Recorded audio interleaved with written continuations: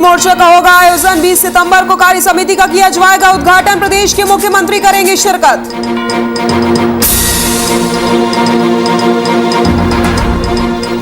हरिद्वार में कांग्रेस की परिवर्तन यात्रा की तैयारी। सरकार के खिलाफ भरेंगे हुंकार। भारी संख्या में युवाओं ने कांग्रेस की ली सदस्यता।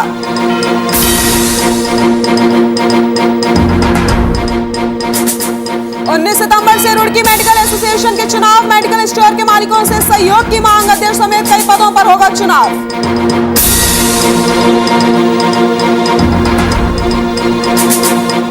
और पेयजल निगम अधिकारी कर्मचारी की हड़ताल जारी। हड़ताल में गढ़वाल कुमाऊं मंडल के पदाधिकारी रहे मौजूद। 28 सितंबर को करेंगे अनिश्चितकालीन हड़ताल।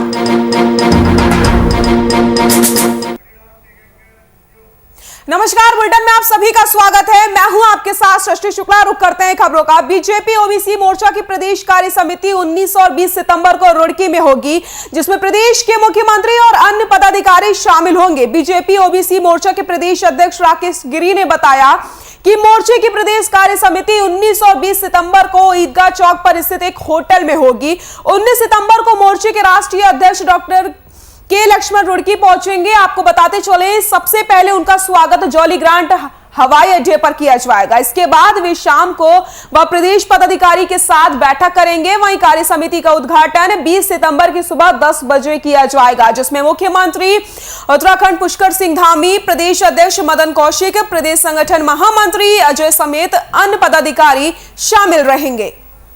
कार्य समिति का उद्घाटन 20 सितंबर को किया जाएगा, जिसमें प्रदेश के मुख्यमंत्री शिरकत करेंगे।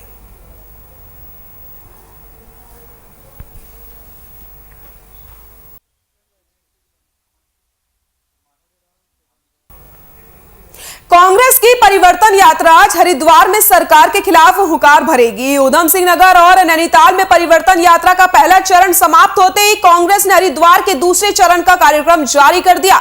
प्रदेश अध्यक्ष गणेश गोडियाल ने बताया कि विधानसभा कार्यक्रम की रूपरेखा भी तैयार कर ली गई है। हरिद्वार के लोगों में कांग्रेस के प्रति रुझान बढ़ा है। भारी संख्या में युवाओं ने कांग्रेस की सदस्यता ग्रहण भी की है। हर की पौड़ी से यात्रा शुरू होकर मध्य हरिद्वार से निकलेगी। आपको बताते चले कि साल 2022 के विधानसभा चुनाव की तैयारी के तहत कांग्रेस ने 3 सितंबर से परिवर्तन यात्रा शुरू की है। मैदानी सीटों पर फोकस करते हुए कांग्रेस ने अभियान के पहले 2 चरण गढ़वाल और कुमाऊं के मैदानी भागों में ही रखे हैं। हरिद्वार के सभी 11 विधानसभा क्षेत्र में परिवर्तन यात्रा निकाली जाएगी।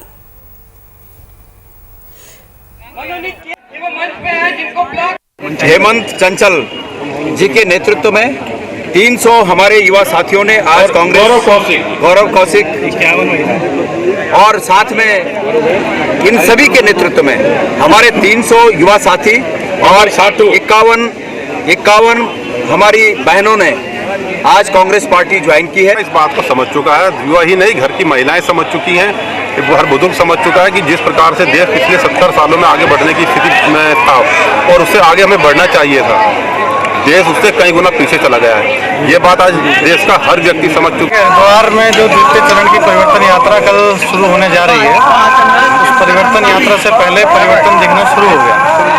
इस हरिद्वार में जाना जाता था कि पिछले 4 बार से लगातार यहाँ से विधायक की सीट भाजपा के खाते में जाती रही और भारतीय जनता पार्टी के वो विधायक जो मंत्री भी सरकार में रहे, 2 बार मंत्री रहे। कोरोना से प्रभावित लोगों को उनके पुनर्वास। कांग्रेस की परिवर्तन यात्रा पर उत्तराखंड के पूर्व मुख्यमंत्री विजय बहुगुणा ने कटाक्ष किया। विजय बहुगुणा ने कहा कि कांग्रेस को अपना परिवर्तन करने की जरूरत है। उन्होंने कहा कि कांग्रेस केवल दबाव की राजनीति करती है। कोरोना काल के दौरान पूरे विश्व में संकट की स्थिति बनी, जिससे पार पाकर आज आगे बढ़ रहे हैं। उत्तराखंड में 4 धाम यात्रा को शुरू कर रहे हैं। वहीं विजय बहुगुणा के इस बयान पर कांग्रेस की प्रदेश महामंत्री मथुरा दत्त जोशी ने कहा कि कांग्रेस के लोगों को परिवर्तन की जरूरत नहीं है, बल्कि उन लोगों को जरूरत है परिवर्तन की जो बार बार पार्टी बदलते रहते हैं, इसलिए परिवर्तन की उन्हें जरूरत है।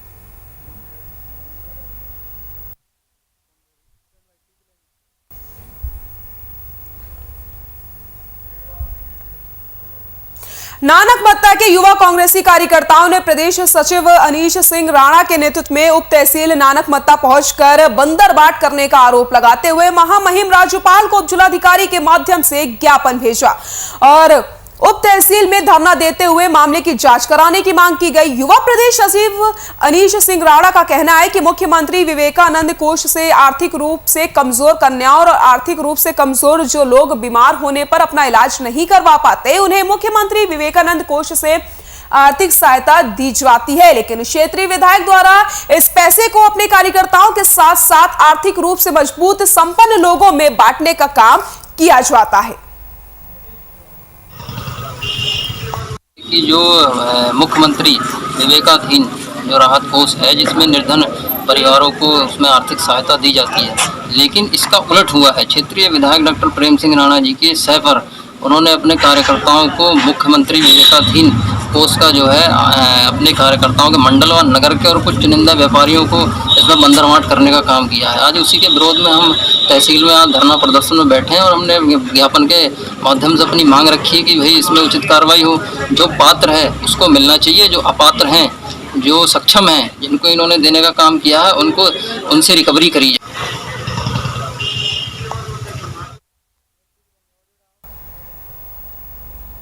देश में कल प्रधानमंत्री नरेंद्र मोदी का जन्मदिवस मनाया गया। वहीं दूसरी तरफ कांग्रेस ने कल प्रधानमंत्री मोदी के जन्मदिन को राष्ट्रीय बेरोजगारी दिवस के रूप में मनाया।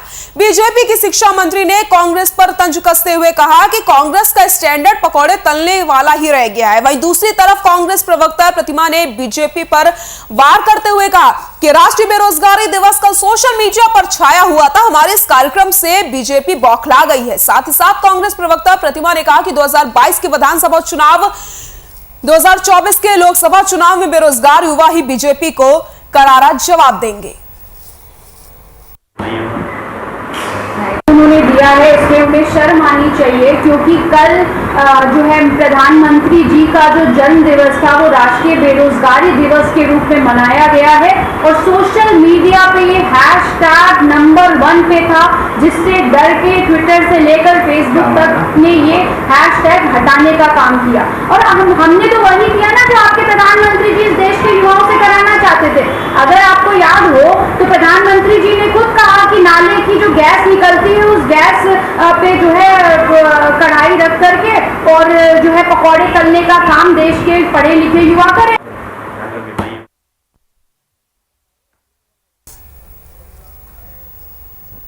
आम आदमी पार्टी के मुखिया और दिल्ली के मुख्यमंत्री अरविंद केजरीवाल कल हल्द्वानी पहुंचेंगे, जहां वो हल्द्वानी में रोड शो करेंगे और साथ ही साथ जनता को संबोधित करते हुए पत्रकारों से बातचीत भी करेंगे। कल हल्द्वानी पहुंचेंगे सीएम केजरीवाल, जनता को संबोधित करते हुए पत्रकारों से भी वो बातचीत करेंगे।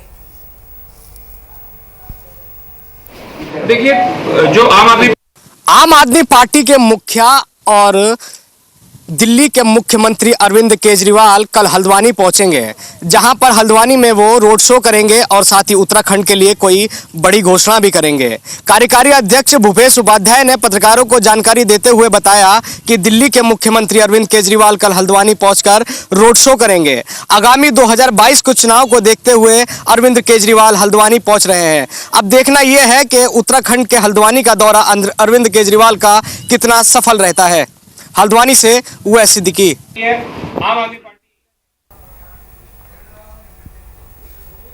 जननी शिशु सुरक्षा कार्यक्रम के अंतर्गत उत्तराखंड सरकार के सहयोग से राज्य में प्रदेश के स्वास्थ्य मंत्री धन सिंह रावत ने आज से खुशियों की सवारी योजना शुरू कर दी है। इस योजना में प्रदेश में पूर्व में संचालित होती थी, जो वर्ष 2016 में बंद कर दी गई थी। प्रदेश में योजना 5 साल से बंद पड़ी थी, जिसे आज फिर से शुरू किया गया। जिला अस्पताल पौड़ी में खुशियों की सवारी का शुभारंभ करते हुए स्वास्थ्य मंत्री रावत ने कहा कि जनता को खुशियों की सवारी सुविधा उपलब्ध होगी। उन्होंने कहा कि 104 नंबर पर सूचना मिलने पर खुशियों की सवारी गर्भवती महिला को अस्पताल लाएगी। गर्भवती को घर से अस्पताल लाने का खर्चा प्रधानमंत्री और अस्पताल से घर पहुंचाने का खर्चा उत्तराखंड सरकार उठाएगी।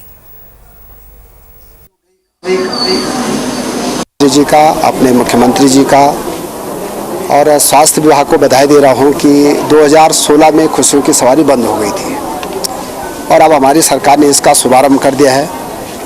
अभी तक एक जो खुशियों की सवारी थी वो वन वेव थी कि जब भी गर्भवती महिला हॉस्पिटल आती थी और जब जच्चा बच्चा हो जाता था तो हमारी सरकार जो है घर तक उनको छोड़ने का काम करती थी। में भी खुशियों की सवारी संचालित होती थी।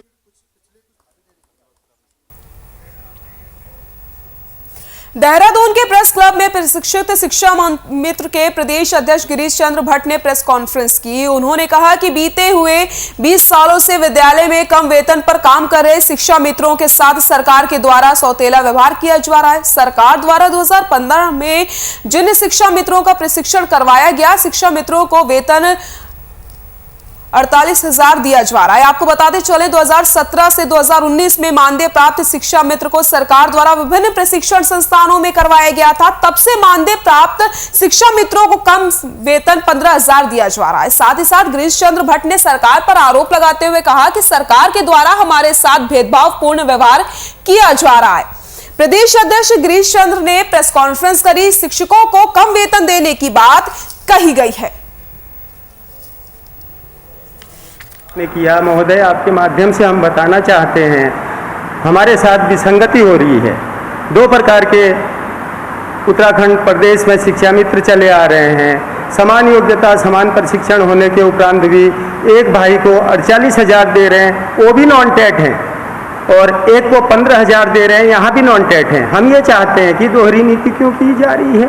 समान योग्यता होने के कारण समान। तो इसमें सरकार का कहना होता है कि हमारे पास बजट की कमी है। वहाँ पर 1200 लोगों को औपबंदिकों को आप 48,000 देने के लिए आपके पास बजट की कमी नहीं होती है। मात्र 550 लोग जो बचे हुए हैं इनके लिए बजट की कमी होती है। 18 जनवरी रुड़की मेडिकल एसोसिएशन के चुनाव 19 सितंबर को होने जा रहे हैं। आपको बता दें, एसोसिएशन पिछले कई सालों से मेडिकल स्टोर के मालिकों के हितों में काम करती आ रही है और इस बार भी वे इस चुनाव में सभी स्टोर के मालिकों से उनके सहयोग की मांग कर रही है। चुनाव में अध्यक्ष पद पर गजेंद्र सिंह, उपाध्यक्ष पद पर अमित अग्रवाल आदि समेत पदों पर चुनाव लड़ रहे हैं। इसी के साथ मेडिकल स्टोर के मालिकों से वादा किया गया है कि यदि वे इस बार भी संगठन के चुनाव में विजयी होते हैं तो पहले की तरह सभी के हितों में कार्य किया जाएगा। सबसे पहले तो सर्वप्रथम मैं आपका धन्यवाद करता हूं कि आपने हमें इस योग्य समझा कि आपने हमारा आवाज़ को, हमारे जितने हमारे दवा व्यवसायी हैं भाई लोग हैं उन तक हमारी आवाज़ को पहुंचाने के लिए। और मैं आपके चैनल के माध्यम से एक बात स्पष्ट करना चाहता हूं, मैं पिछले 6 वर्ष से महामंत्री पद पर हूँ और इस महामंत्री पद की गरिमा को देखते हुए मैंने अपने कार्यकाल में अपने सभी केमिस्ट भाइयों का हित को अपने सर्वोपरि मानते हुए, उनका सब ध्यान रखते हुए अपने दिल से, अपनी जी जान से, पूरी मेहनत, पूरी लगन से उनका साथ दिया है। और मैं आपके चैनल के माध्यम से ये भी प्रार्थना करूँगा कि मुझे इस बार मौका मिलेगा तो मैं और उस चीज़ को लिए दिन रात अपना करके और अपने सभी केमिस्ट भाइयों की सेवा के लिए।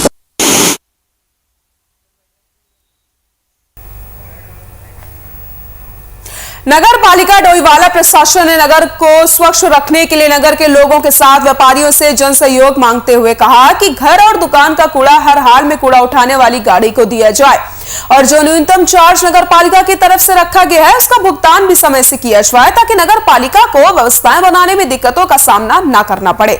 नगर पालिका के अधिशासी अधिकारी शाह ने बताया कि नगर को स्वच्छ और साफ रखने के लिए नगर पालिका प्रशासन लगातार मुहिम चलाकर जवानगर वासियों को बीमारियों से दूर रख करके नगर आदर्श नगर पालिका बनाने की ओर अग्रसर है।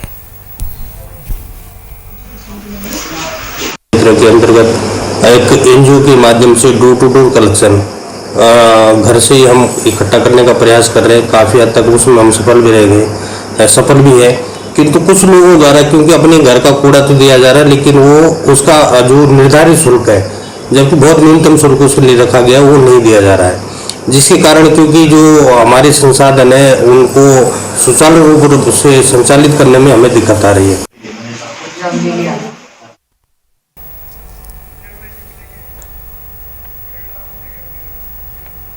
राजधानी देहरादून के पेयजल निगम अधिकारी कर्मचारी संयुक्त समन्वय समिति के द्वारा हड़ताल की गई। प्रांतीय महामंत्री विजय खाली ने कहा कि पेयजल निगम को राजकीय विभाग बनाने की एक सूत्रीय मांग को लेकर पेंशनरों के द्वारा प्रधान कार्यालय पेयजल निगम में धरना दिया गया। उन्होंने आगे ये भी कहा कि उत्तराखंड पेयजल निगम के राज्यकरण को लेकर के कमेटी के गठन के लगभग 8 महीने बाद भी उक्त प्रकरण लंबित है। राज्य करना होने के कारण पेयजल निगम कर्मी के वेतन भुगतान न होने के कारण निगम कर्मचारियों के सामने आर्थिक संकट खड़ा हो गया है। वहीं 28 सितंबर को पेयजल निगम में अनिश्चितकालीन हड़ताल की जाएगी। हड़ताल में गढ़वाल मंडल, कुमाऊं मंडल के पदाधिकारी उपस्थित रहे।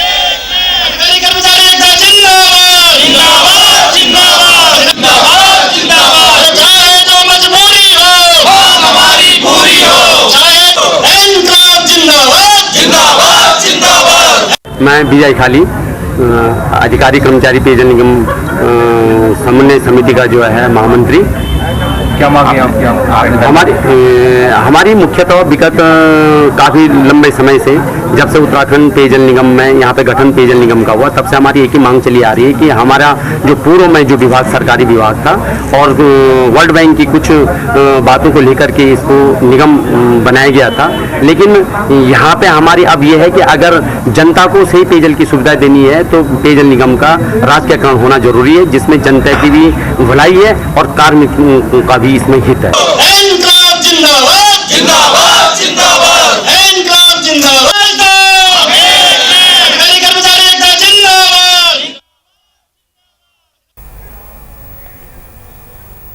आज कुमाऊं भर में जगह जगह थाना दिवस मनाया गया, जिसमें कई समस्याओं का समाधान किया गया। हल्द्वानी के थाना भनवू पुलवा क्षेत्र में जनता दरबार का आयोजन किया गया, जिसमें सीओ हल्द्वानी मौजूद रहे। उन्होंने बताया कि आज 60% मामलों का हल किया गया और साथ ही साथ ये भी बताया गया कि अब प्रत्येक शनिवार को थाना दिवस मनाया जाएगा। आपको बता दें कि कुमाऊं के नवनियुक्त डीआईजी के आदेश के बाद प्रत्येक थाने में थाना दिवस मनाया जा रहा है। वहीं इस पूरे मामले में खास बातचीत की है हमारे संवाददाता उवैश सिद्दीकी ने। कुमाऊं के सभी थाना क्षेत्र में आज थाना दिवस मनाया जा रहा है, जिसके अंदर जनता की शिकायतों का निराकरण भी किया जा रहा है। आप मेरे ठीक पीछे देख सकते हैं, ये थाना बनबूलपुरा क्षेत्र का वो छतरी चौराहा है जहां पर थाना दिवस मनाया जा रहा है, जहां पर सीओ हल्द्वानी खुद मौजूद है। सीधी बात करने की कोशिश करते हैं सीओ हल्द्वानी से कि किस तरह से थाना दिवस मनाया गया है, कितनी शिकायतों का यहाँ पर निराकरण कर दिया गया है और क्या कुछ उनका कहना है। सर, सीधे जानेंगे आपसे कि क्या कुछ थाना दिवस के अंदर रहा, क्या कुछ आदेश रहे थे और क्या कुछ निराकरण रहे। सर, ये डीआईजी रेंज साहब के आदेश से आज पहले शनिवार हमने पहली बार थाना दिवस मनाया, जो कि अब प्रत्येक शनिवार मनाया जाएगा। तो आज का थाना दिवस हमारा ये ताज चौक पे था, जिसमें जितनी भी जन समस्याएं थी उनको सुना गया तथा उनमें से 60% का अभी तक निस्तारण कर दिया गया। बाकी के लिए जो और अन्य कोर्टों से मामले जुड़े हुए हैं उनकी कार्रवाई के लिए आगे भेजा गया है।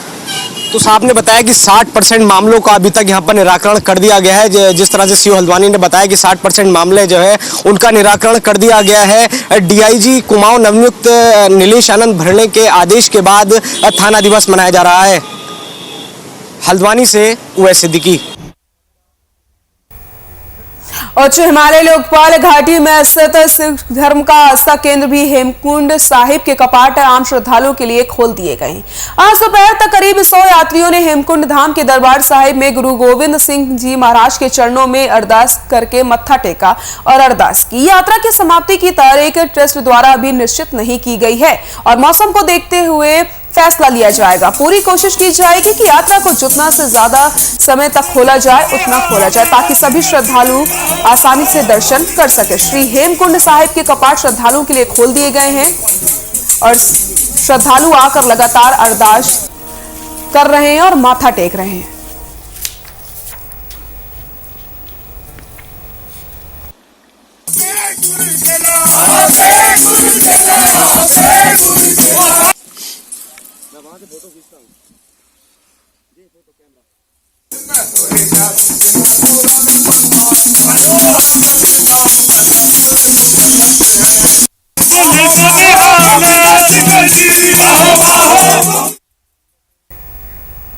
उच्च न्यायालय के निर्णय के बाद अब चारधाम यात्रा शुरू होते ही भूबैकुंठ नगरी बद्रीनाथ धाम में चहल पहल शुरू हो गई है।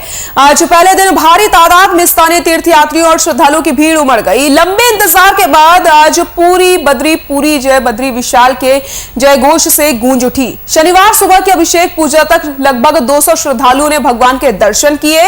इसी के साथ यात्री परिक्रमा दर्शन पथ पर खड़े रहे और कोविड नियमों के अनुसार दर्शन किए गए।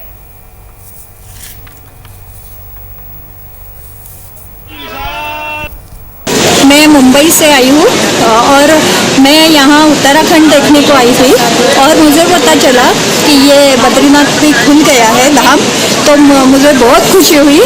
ये मुझे ऐसे कि मुझे आज दर्शन मिल गए।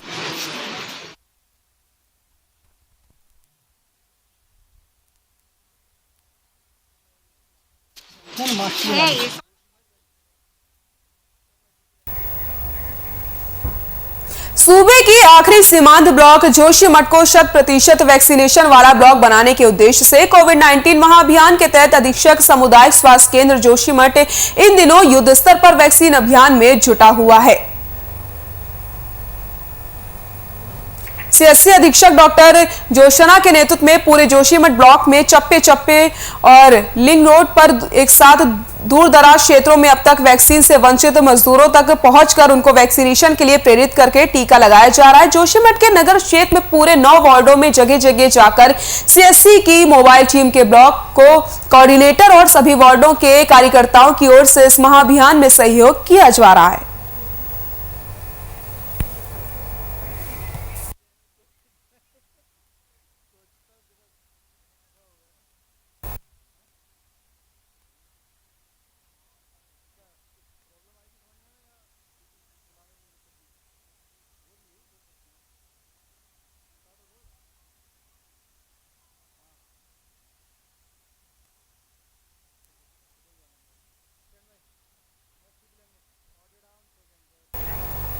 मसूरी में विश्व स्वच्छता दिवस तिब्बतन में होम फाउंडेशन और एक्टिव मीडिया प्रेस क्लब के संयुक्त में सरचार्ज एवरेस्ट हाउस क्षेत्र में व्यापक सफाई अभियान चलाया गया और बड़ी मात्रा में कूड़ा एकत्रित किया गया। इस मौके पर पालिका अध्यक्ष अनुज गुप्ता ने कहा कि मसूरी सहित पर्यटक स्थलों को साफ सुथरा बनाने के लिए पालिका कृत संकल्प है। डे के अवसर पर मैं यहाँ पे सबसे पहले धन्यवाद करूँगा कीन संस्था को, नगर पालिका के सभी सम्मानित कर्मचारियों को, आईटीबीपी को, सीएसटी, टीएचएफ को, एक्टिव मीडिया प्रेस क्लब को और जितने भी यहाँ पर एसोसिएशन है, लायंस क्लब, रोटरी, जिन लोगों की भागीदारी से आज यहाँ पे सफाई अभियान चलाया गया, उन सबको मैं पूरी मसूरी वासियों की तरफ से बहुत बहुत आभार प्रकट करता हूँ। वर्ल्ड क्लीन अप डे के उपलक्ष्य में हमने कीन और नगर पालिका के साथ मिलकर एक अभियान चलाया और जिसमें काफ़ी और संस्थाएं भी हमारे साथ हैं और लगभग 800 किलो कूड़ा अभी तक उठ चुका है, जो हमने हाथी पाँव और विशिंग वेल की तरफ से भी शुरू किया था और आईटीबीपी के जवान हमारे साथ है और टीएचएस से भी काफ़ी लोग थे। तो बस मैं अपने जो टूरिस्ट हमारे यहाँ पे आते हैं बस उनसे यही रिक्वेस्ट करूँगा कि वो कूड़ा इधर उधर न फेंकें।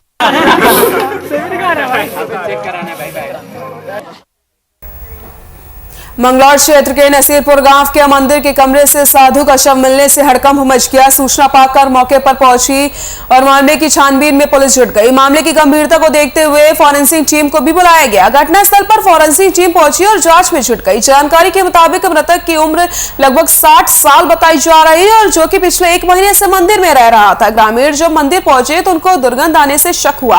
कमरे में साधु का शव पड़ा था और उसमें से दुर्गंध आ रही थी। शव कई दिनों पुराना बताया जा रहा है। पुलिस मामले की छानबीन में जुटी हुई है।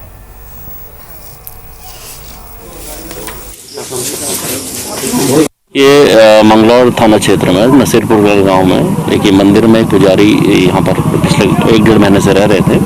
आज उनका जो यहाँ पर एक हत्या हुई है उनकी और उसको सारे पहलुओं की जांच करके हम लोग इसमें जो भी विधि सम्मत कार्रवाई है वो करेंगे।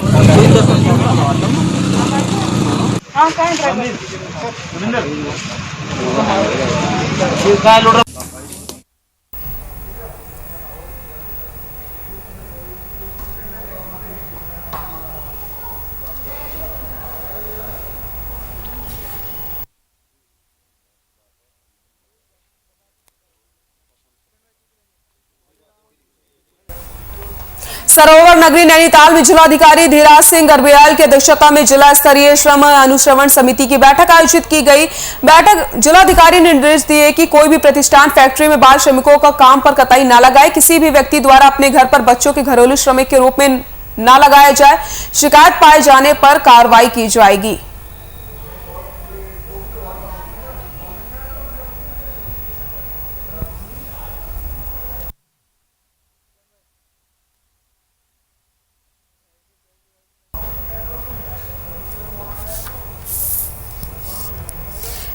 श्रम अनुश्रवण समिति की बैठक की गई। जिलाधिकारी ने सख्त निर्देश दिए। सरोवर नगरी नैनीताल में जिलाधिकारी धीराज सिंह गर्ब्याल की अध्यक्षता में जिला स्तरीय श्रम अनुश्रवण समिति की बैठक आयोजित की गई। जिलाधिकारी ने निर्देश देते हुए कहा कि कोई भी प्रतिष्ठान फैक्ट्री में बाल श्रमिकों को काम पर न लगाए।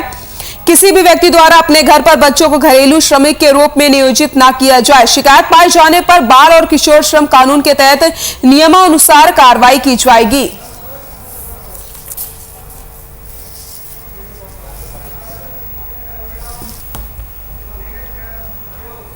बुलेटिन में फिलहाल के लिए इतना ही। नमस्कार।